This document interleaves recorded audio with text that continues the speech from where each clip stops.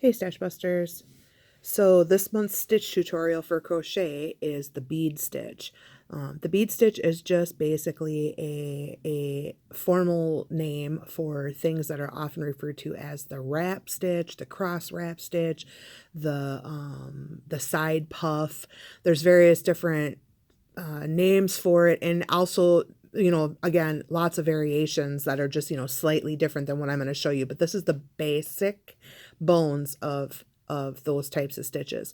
So I've already shown you how to do a puff stitch. If you remember, that's where you go up and then you yarn over, yarn over, yarn over, and then pull through all and cap it with a chain, right? So this is combining puff stitching with posting, and it's really just that simple. I've already done a foundation row here of double crochet. So I'm just going to go ahead and show you. This is done by working into the stitch you just completed. So I always do, when you're doing stitches like this, I always recommend bracketing. So I've started here with a double crochet and I'll end with just a plain double crochet, just making sure that you can see your edges. Of course, if you're working on a specific pattern, you follow what the pattern says. So now I'm going to go ahead and go into my very next stitch.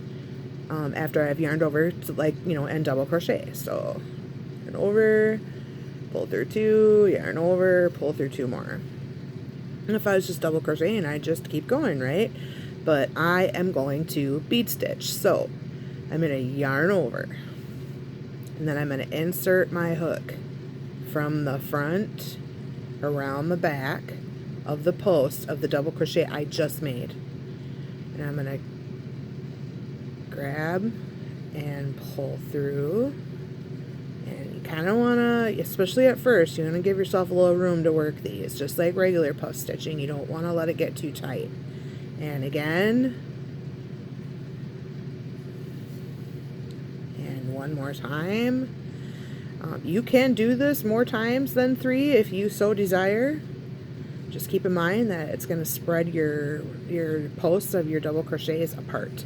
So after I've done that, I've got all these loops on, and I've yarned over one last time, and now I'm going to pull through all, and I have a puff stitch that looks kind of wonky, right? Because it's around the post instead of up through the top.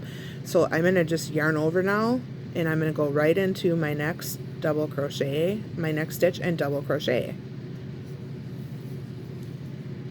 And I will show you what happens when you do that. Is you get this stitch, this puff stitch that goes sideways. So this is a cool way also to turn your horizontals into verticals, and you can box it, for example, is another thing you can do. So instead of puff stitching, instead of bead stitching around this next double crochet I just made, I could leave that one and go in here and make another one and then bead stitch around that one, and that would have caging on either side of each stitch then. Another idea is to back loop only, front loop only, pick one and do that, so you end up with a right side and a wrong side on your row below and then on your row above before you do a row of bead stitch, because then you get like this cool boxed effect. It's really neat looking. This is a fun stitch to play with because the stitch itself is relatively easy and it's open, it's just wide open to a lot of creativity. So I'm gonna do another one just to make sure that you guys got it. I'll do a couple. And sorry, my yarners on. Hey, you guys, check this out. Just a thing. So we've got these coming in, these giant rolled, super padded hook holders for like your furls and stuff, for hooks that have like the really big fat handles or whatever. We have someone who is making these for the stash. So it's so exciting. All right, here we go. Ready? So I'm gonna bead stitch around this double crochet that I just made. Ready? So I'm going to yarn over, and I'm going to insert. I'm going to do this really slow. So over the front of the post, around the back, grab that yarn, pull it through. Now again, keep that a little bit loose. You don't want that too tight because that makes it difficult to proceed. That was 2, and I'm going to do 1 more. And now I'm going to pull through.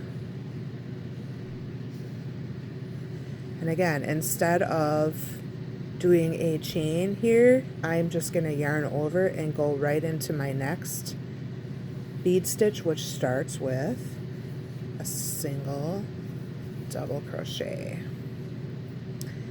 Voila, there you have it. And we'll do it again. Yarn over,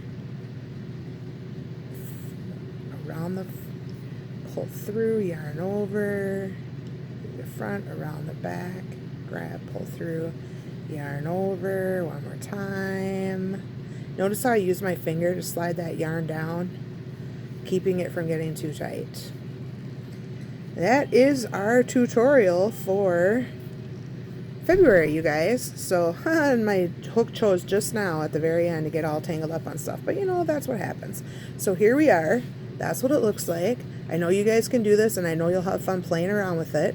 So we'll see you soon. Toodaloo.